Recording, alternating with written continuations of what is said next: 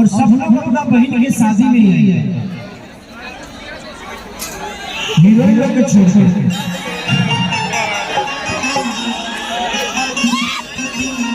सोना जी के छोड़ के, निशा जी के छोड़ के, सपना जी के छोड़ के, बाकी सब लोग अपना बहन की शादी में है।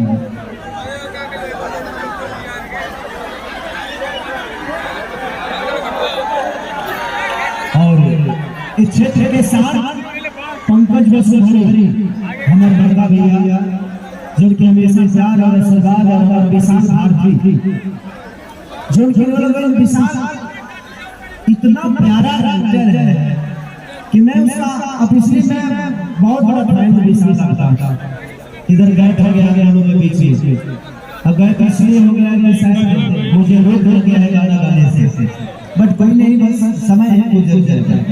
रात है तो दिन होगा, दिन है तो रात होगी। आज नहीं तो कल खेसारी आजाद होगा, शेर को ज्यादा दिन पिंजरे में कोई नहीं रख सकता।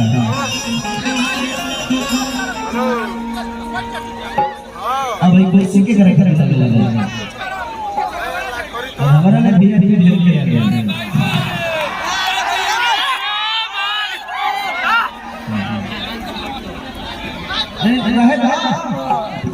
रहे तो भैया की कमी नहीं है।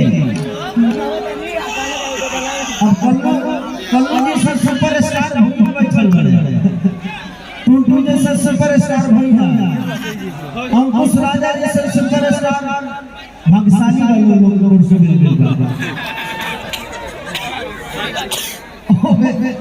एगो हम के गार्जियन विकास भैया ये हमनी के नाम है, उसकी बारी तक टेक्सान कर ले बड़े वो आदमी हम चल बड़े। एगो देखिए ये लड़का कोई नहीं बचा इससे, हम खुद डरे हुए रहते हैं कि कब मेरे चीजों पे खापा मार देते।